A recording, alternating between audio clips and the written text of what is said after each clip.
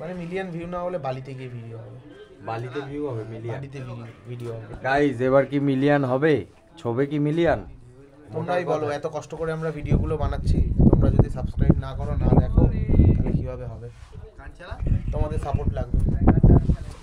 জিও কেউ একদম দুলছে, একদম ফুল। ও জিও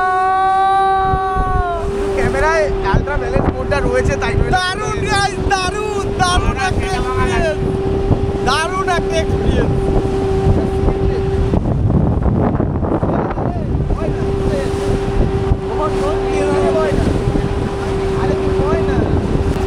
কেমন বলো? এটা আমার ফার্স্ট টাইম। একদম প্রথমবার যখন এসেছিলাম ওটাকে বলেছিলাম প্রথমবার যখন এসেছিলাম ওটাকে বলেছিলাম, তখন এটাই একমাত্র সবচেয়ে এক্সপেন্সিভ জিনিস এই ট্রিপটা। আর এটা ফুল ভর্তি, যে টাকায় খরচা করো ফুল ঘুরে মজা, ফুল টু মজা। একটু অনেকবার বকখালি আসেনি। আমি বকখালি এই ফার্স্ট টাইম, বকখালি বলতে কি এই ফার্স্ট টাইম। এখানে প্লাস দু রকম জল আছে। এই পাশটা একটু ঘোলাটা দেখছো, একটু ওটা সাগর। যদি ক্যামেরা দেখা যায় ওই পাশটা সাগরে মিশছে, ওইখানটা পুরো নীল।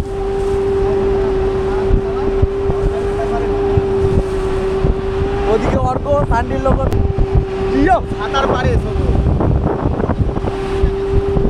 আমার মন বসে না শহরে, পাথরে না করে, তো এলাম সাগরে, তাই তো এলাম সাগরে।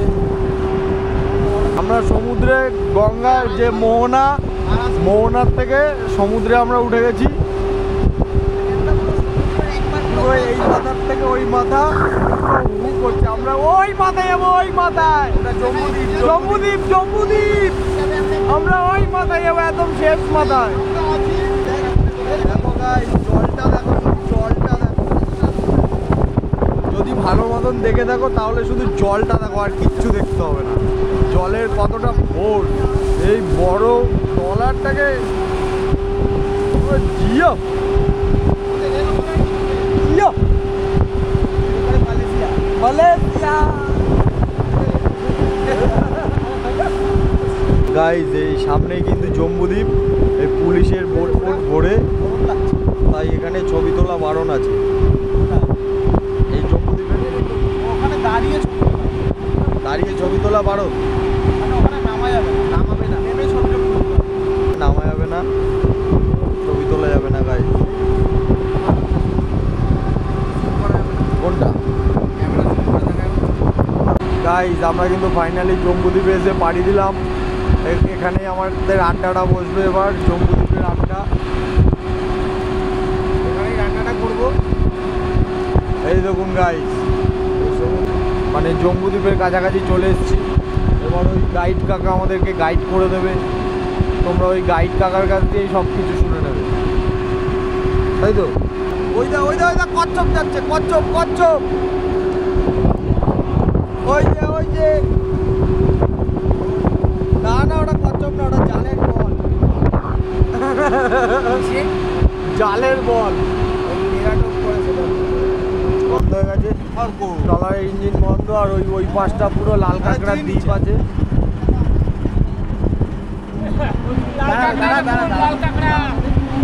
লাল কাঁকড়া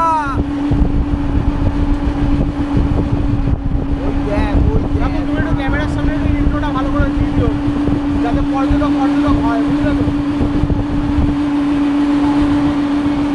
ক্যামেরার সামনে ইন্ট্রোটা ভালো মতন দিয়ে দিতে বলেছে মোটা ভাই আমাদের পর্যটক। তার নাম আমাদের হচ্ছে গাইড জায়গাটা একটু লোকজন বকখালির পাশে। এখানে যারা পর্যটকরা আসে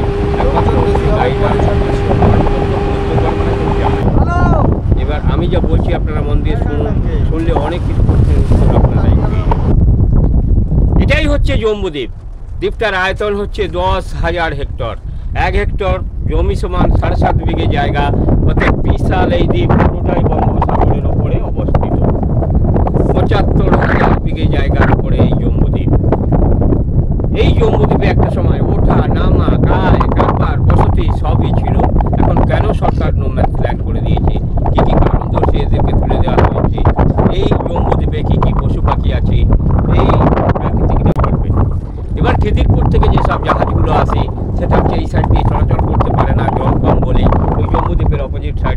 চলাচল করে। আর ওই যে ম্যানগ্রোভ গাছগুলো দেখছেন, এগুলো কিন্তু এক প্রকার গাছ নিয়ে ম্যানগ্রোভ গাছ হয় না। এর ভেতরে আছে কেউ ওয়ানি, কোরান, কেয়া, কেওড়া, মেটাল, বকড়া, সুন্দরী, এই প্রকার গাছগুলো নিয়ে হয় ম্যানগ্রোভ গাছ। এর হচ্ছে প্রচণ্ড মাটি ধরে রাখার ক্ষমতা, এই কারণেই মাটিটাকে ধরে রাখে। এর দু রকমের মূল আছে, একটা ঠেস মূল, একটা শ্বাস মূল। আর এই মাটি ধরে রাখে বলেই সুন্দরবনের যত বদ্বীপগুলো আছে সব কিন্তু ম্যানগ্রোভ গাছের কারণেই আছে, নাহলে কবেই সমুদ্রের তলাতে তলিয়ে যেত। এবার 2008 সাল, তার ঠিক 30 থেকে 35 বছর আগে থেকে 120টা আদিবাসী ঘর ছিল এই জম্মুদ্বীপে বসবাস করতো, এবং 1 থেকে 1.5 লাখ লোক ওই যে ফেজারগঞ্জ কার্গিল শিবিরে যে শুটকি মাছের খামার তৈরি করতে হয়, একটুখানি জায়গাতে শুটকি মাছ ঢোকায় না, ওরা ওই খামার তৈরি করতে গিয়ে কী করতেন না, প্রত্যেক বছর এইভাবে ম্যানগ্রোভ গাছ কেটে ফেলে দিয়ে বিশাল আকারে সি বিচ বের করেছে। এই যে সি বিচের লাগোয়া দেখছেন না, সেই জঙ্গলের শেষ মাথা পর্যন্ত এটা পুরোটাই ডাঙা হয়ে যাবে এই জল নেমে গেলে। হ্যাঁ, তাহলে এগুলো কিন্তু সি বিচ ছিল না, সবই জঙ্গল ছিল। ওরা ওই খামার তৈরি করতে গিয়ে প্রত্যেক বছর এইভাবে ম্যানগ্রোভ গাছ কেটে ফেলে দিয়ে সি বিচ বের করেছে। এটা তো বঙ্গোপসাগরের ওপরের দ্বীপ, বিশেষ করে ম্যানগ্রোভ গাছই তো মাটিকে ধরে রাখে। তাহলে প্রত্যেক বছর যদি এইভাবে ম্যানগ্রোভ গাছ কেটে ফেলে দিয়ে সি বিচ বের করা যায়, কী হবে, দ্বীপটা কিন্তু একটা দিনে তলিয়ে যাবে। তলিয়ে গেলে সরকারের তো কিছু যায় আসে না, কারণ এখানে কোনো চাষযোগ্য জমি নেই, স্কুল নেই, হসপিটাল নেই, মানুষজন বাস করে না, সেফ খালি ব্যবসা করার তাগিদে। তাহলে ব্যবসা করতে গিয়ে যদি দ্বীপটাই তলিয়ে যায়, পক্ষান্তরে কিন্তু সরকারের একটা বিশাল ক্ষতি হয়ে যাবে। কীরকম, এই দ্বীপ তলিয়ে গেলে এই বঙ্গোপসাগরের তাণ্ডব ঢেউগুলো নাচতে নাচতে গিয়ে আমাদের ওই 3খানা দ্বীপের ক্ষতি করে দেবে। 1 ফেজারগঞ্জ, 2 পাতিবনিয়া, 3 মৌসুমী আইল্যান্ড। কারণ ওখানে চাষযোগ্য জমি আছে, স্কুল আছে, হসপিটাল আছে, মানুষজন বাস করে। তাই সরকার চিন্তাধারা করে এই দ্বীপটাকে বাঁচিয়ে রাখার তাগিদে এখান থেকে এই কারবার, বসতি, ওঠা নামা পুরোটাই ব্যান করে দিয়ে নো ম্যানস ল্যান্ড করেছে। এই জিনিসটা এমনিতে হয়নি, বামফ্রন্টের আমলে 2জন মন্ত্রীর ভেতরে এই দ্বীপটাকে নিয়ে টাসেল হয়। একজন ছিলেন মৎস্যমন্ত্রী কিরণময় নন্দ, আরেকজন ছিলেন বনমন্ত্রী যোগেশ বর্মন। এই 2 মন্ত্রীর ভেতরে এই দ্বীপটাকে নিয়ে এই কারণেই টাসেলটা হয়। মৎস্যমন্ত্রী বলতে চাইছে আমার মৎস্যজীবীদের এখানে ব্যবসা করতে দিতে হবে, আর যোগেশবাবু বলছে ভাই তোমাদের ব্যবসা করতে দিলে ওরা যেভাবে ম্যানগ্রোভ গাছ কেটে ফেলে দিয়ে সি বিচ বের করছে, তাহলে দ্বীপটাকেই একটা দিনে তলিয়ে দেবে। আর এই দ্বীপ তলিয়ে গেলে পিছনের দ্বীপগুলো বিপদে পড়ে যাবে। কেউ কারোর কথা শোনে না, ওই নামছে, কেউ কারোর কথা শোনে না। দুজনেই বামফ্রন্ট আমলে বড় মন্ত্রী। এই কোনো মন্ত্রী যখন কারোর কথা কেউ শুনছে না, তখন যোগেশবাবু কী করলেন না, এই দ্বীপটাকে নিয়ে সুপ্রিম কোর্টে কেসটা তুললেন। সুপ্রিম কোর্ট থেকে জজ সাহেবের রায়ে পুরো দ্বীপটার ওপরে 144 ধারা জারি করে এই নামা, ওঠা, কারবার, বসতি পুরোটাই ব্যান করে দিয়ে নো ম্যানস ল্যান্ড করেছে। আরও একটা কারণ দর্শিয়েছিলেন যোগেশবাবু, যার দরুন জজ সাহেব দ্রুত রায়টা দিয়েছেন। কারণটা হচ্ছে যারা এখানে শুটকি মাছের ব্যবসাটা করতেন, ওরা কি করতেন, সরকারকে ট্যাক্স ফাঁকি দিয়ে বিনা ট্যাক্সে বিনা শুল্কে এখান থেকে ট্রলার বোঝাই করে শুটকি মাছ পাচার করতেন বাংলাদেশে। বাংলাদেশটা তো বিদেশি সাহায্যের ওপরেই চলে, তাহলে ওখান থেকে আবারও বিদেশি জিনিসপত্র এনে এই জম্মুদ্বীপ থেকে আমাদের ট্রলার বোঝাই করে আমাদের মিনি শহর কাকদ্বীপে স্মাগলিং হতো। স্মাগলিংয়ের একটা সর্বরাজ্য গড়ে উঠেছিল এই কারণ 30-35 বছর আগে প্রশাসনের এতটা জোর ছিল না। এখন যেরকম কেন্দ্র রাজ্য যৌথ প্রকল্পে সমস্ত সুন্দরবনের বদ্বীপগুলোতে পাহারা দেওয়া হয়, শুধু জম্মুদ্বীপ নয়, এটা বকখালি রেঞ্জের আওতায়। এখানে ফরেস্ট অফিস আছে, শুধু অফিস নেই, অফিসে সিসি ক্যামেরা পর্যন্ত লাগানো আছে। আর এই ফরেস্ট ডিপার্টমেন্টের এরকম নিজস্ব লঞ্চ আছে, ওরা রক্ষণাবেক্ষণ করে পাহারা দেয়। হ্যাঁ, আর ওই যে দেখলেন ইন্ডিয়ান কোস্টাল ওভার কাপ, ওরা পার ডে পেট্রোলিং করে, ওরা ডাঙায় চলে, জলেও চলে, ওরা মাঝে মাঝে উঠে বসে এখানে পাহারা দেয়। আর আপনারা এই যে এখান থেকে উঠলেন, ওর ওই একদম উত্তর মাথায় ওখানে স্পিডবোট বাঁধা আছে ফেজারগঞ্জ কোস্টাল থানার, ওরা পার ডে পেট্রোলিং করে, ওরা পাহারা দেয়। তাহলে কেন্দ্র রাজ্য যৌথ প্রকল্পে কিন্তু সমস্ত সুন্দরবনের এইভাবে বদ্বীপগুলোতে পাহারা দেওয়া হয়। তাহলে জজ সাহেবের রায়ে পুরো দ্বীপটার ওপরে এই 144 ধারা জারি করে এই যে নামা, ওঠা, কারবার, বসতি পুরোটাই ব্যান করে দিলে কি হবে?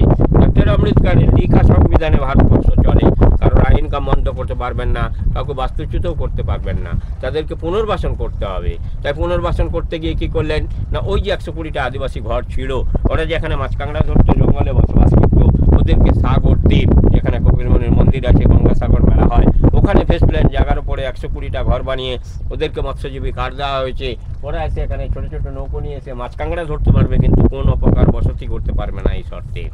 আর এই যে 1 থেকে 1.5 লাখ লোক যারা এখানে শুটকি মাছের ব্যবসাটা করতেন, এরা যে এতটাই অপকর্ম করতেন, এই যে ম্যানগ্রোভ গাছ কাটতেন, সি বিচ বের করতেন, স্মাগলিং করতেন, ওদেরকে ওই যে ফেজারগঞ্জ কার্গিল সি বিচ দেখালাম, ওই 1 থেকে 1.5 লাখ লোককে ওখানেই পুনর্বাসন দেওয়া হয়েছে। হয়েছে। এই কারণেই দেওয়া হয়েছে সামনে ফেজারগঞ্জ কোস্টাল থানা, ইন্ডিয়ান কোস্টগার্ডের অফিসটাও ফেজারগঞ্জে, বকখালি ফরেস্ট রেঞ্জ অফিসটাও ফেজারগঞ্জের ভেতরে। ওরা ওখান থেকে ট্রলার বোঝাই করে বাংলাদেশ পাচার করতে পারবে না, আর বাংলাদেশ থেকে বিদেশি জিনিসপত্র এনে স্মাগলিংও করতে পারবে না। তাহলে প্রথম পয়েন্টটাই আপনাদের বললাম যে এই দ্বীপের আয়তন কত, হ্যাঁ, এখানে কেন ওঠা নামা কায় কারবার বসতি পুরোটাই বন্ধ, এদেরকে কোথায় কোথায় পুনর্বাসন করলো। এবার বলছি এই জম্বুদ্বীপটার উপরে কী কী পশু পাখি আছে।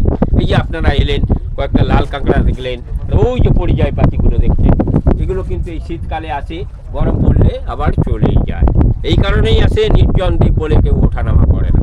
পাখির মধ্যে যেরকম সাইবেরিয়ান শ্রীগাল, শ্রীডাক, অন্যান্য প্রজাতির প্রচুর বিদেশি পাখি আসে। মানে যত শীত থাকবে ততদিন এরা থাকবে, গরম পড়লে আর থাকে না, চলেই যায়। হ্যাঁ, এই কারণেই আসে নির্জন দ্বীপ বলে কেউ ওঠানামা করে না। আর ওই যে জঙ্গলটা দেখছেন, প্রচুর বিষধর সাপ আছে। সাপের মধ্যে যেরকম কেউটে, শ্রীগাল আছে, বাঁদর আছে, বড়বিড়াল আছে, অন্যান্য জীবজন্তু যেগুলো জঙ্গলে থাকে সেগুলো আছে। আর কি আছে,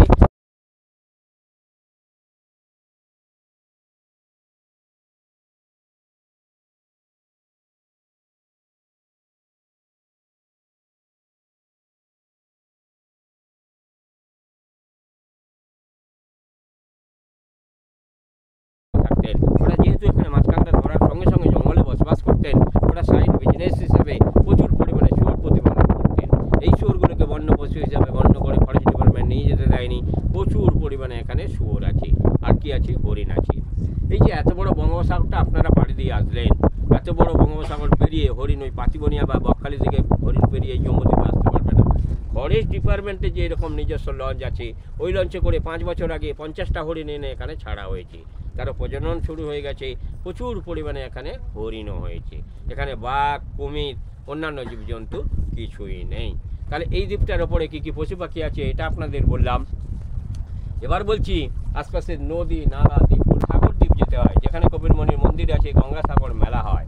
সাগর দ্বীপের পরে আরেকটা নদী আছে, নদীটার নাম হচ্ছে হলদি নদী। আপনি কলকাতা থেকে ডায়মন্ড পর্যন্ত হুগলি নদী, ডায়মন্ড থেকে হলদি নদী নাম নিয়ে পূর্ব মেদিনীপুর আর সাগর দ্বীপের মাঝখান দিয়ে এসে বঙ্গোপসাগরে মিশেছে। আর ওই হলদি নদীর নামের আগে এখানে নামানো হতো। কীরকম না, ওই যে 120টা আদিবাসী ঘর ছিল, ওরা যেখানে মাছ কাঁকড়া ধরতে বসবাস করতো, আর এই যে 1 থেকে 1.5 লাখ লোক এরা যে শুটকি মাছের ব্যবসাটা করতো, ওদের সব বাজার আসতো। আপনারা যেখান থেকে উঠলেন আমাদের ওই দ্বীপ থেকে, ওদের বাজার হাট আসতো, ওদের আত্মীয় স্বজনরা আসতো, শুটকি মাছের পাইকাররা আসতো, আপনাদের মতন টুরিস্টরাও আসতো। তখন কিন্তু ফেরি সার্ভিস চালানো হতো, ওপার থেকেও লোকজন আসতো, এপার থেকেও লোকজন যেত। তাই ফেরি সার্ভিস চালাতে গিয়ে কী হলো, ওখানে যেরকম জেটিতে জুতো পায়ে দিয়ে লঞ্চে উঠলেন, এখানে জেটি নেই, জেটি হবেও কেন হবে না, কী কারণ? জেটি হবে না এই কারণে, এই প্রাকৃতিক নিয়মে বঙ্গোপসাগর হচ্ছে 3 রকম ব্যবহার করে। আপনারা ওই যে একবারে নভেম্বর, ডিসেম্বর, জানুয়ারি শেষ হয়ে গেছে, ফেব্রুয়ারি হাফ পোর্শন চলছে, তাহলে আপনারা যদি নভেম্বর, ডিসেম্বর, জানুয়ারি মাসে আসতেন, বঙ্গোপসাগরে যত দূরে যান না কেন কোনো ঢেউ হয় না, একবারে পুকুরের মতন জল নামা। শীতকালে কোনো ঢেউ হয় না। আবার আপনারা বর্ষাকালে আসবেন, জুলাই আগস্টে, ওই মোহনা বের হতে পারবেন না। এক একটা ঢেউ উঠছে তাই 3-4 মিটার এভাবে ওঠে, এবার পরে আবার এই নৌকাতে জলও তুলে দেয়।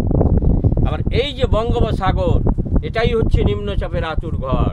আজ পর্যন্ত যত নিম্নচাপ সৃষ্টি হয়েছে বঙ্গোপসাগরে হয়ে, তারপরে ফণি, তারপরে বুলবুল, তারপরে আমফান, তারপরে জ্যাস, তারপরে গোলাবো, মাঝখানে হয়ে গেল রেমাল, এবারেও হয়ে গেল দানা। এই বঙ্গোপসাগরের আতুর ঘরে যখন নিম্নচাপ সৃষ্টি হয়ে যখন ঝড়ের সৃষ্টি হয়, এর ভয়ঙ্কর রূপটাই দেখলে হাটফেল করে যাবেন। এক একটা ঢেউ হচ্ছে তাই নারকেল গাছ, তাল গাছের থেকে উঁচু 10-12 মিটার করে উঁচু হয়ে দুমদুম করে এই সি বিচের উপরে ভেঙে পড়ে। এক ঢেউতে জেটি উতরে যাবে। তাহলে জেটি এখানে সেই ফরেস্ট ডিপার্টমেন্ট মান্দাতার আমল থেকে চেষ্টা করছেন, জেটি করতে পারেননি। তাহলে মানুষকে আগে কীভাবে নামানো হতো? লঞ্চটা তো আর টাঙায় যাবে না, কীভাবে আরও খানিকটা যাবে? তাহলে অল্প জল, কাদা, ছেলে মেয়ে, ওদের প্রতি ভরসা করা যায় না। কারণ কোথায় গিয়ে যদি জঙ্গলে থেকে যায়, তাহলে আমাদের জেল কাটতে একটা দিনটাও যাবে, ভোটটাও সিজ করে দেবে। তাই ওদেরকে সঙ্গে নিয়ে ঘুরিয়ে আবার লঞ্চে তোলার দায়িত্ব ছিল। তাই ওরা যে নেমে যেত, ওদের আবদার মতন ওই বঙ্গোপসাগর থেকে ভেসে আসা কিছু সামুদ্রিক বস্তু, কিছু লাল কাঁকড়া, কিছু ঝিনুক, কিছু অমুক তমুক কুড়িয়ে দিয়ে একটা বকশিস পেতাম। তাই এখন তার নামানো হয় না স্যার। আমার যে এই 20-22 বছরের অভিজ্ঞতাটা ছিল, সেটা সবিস্তারে আপনাদের কাছে বললাম। কারণ এইভাবে আমার গাইড দিয়েই চলে। টোটাল জীবন জীবিকাটা এইরকম, টোটালটাই আপনাদের উপরেই নির্ভরশীল। কারণ লঞ্চ পার্টি আমাকে কোনো বেতন দেয় না। তাই আপনাদের সবার কাছে একটাই অনুরোধ রাখবো, আপনারা সবাই মিলে বকশিস করবেন। এই অনুরোধ রেখেই আমি শেষ করছি। এবার যদি কারোর কোনো প্রশ্ন থাকে বলুন, আমার যতটা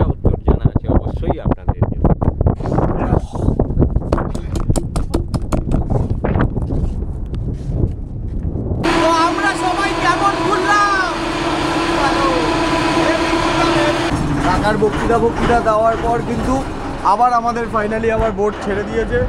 চলো এবার যাওয়া যাক যেখান থেকে উঠেছি সেই জায়গায়। এখানটায় আমি দাঁড়াবো না,